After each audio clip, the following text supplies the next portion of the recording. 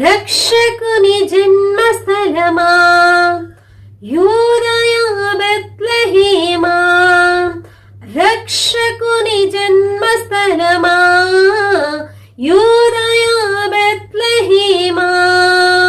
ఆరాధనలకు ఆరంభమా, హృదయార్పణలకు నివాసమా. ఆరాధనలకు ఆరంభమా, హృదయార్పణలకు నివాసమా. ఎందుకు ఎంత భాగ్యమో దాచి ఉంచే ప్రభుని కోసము.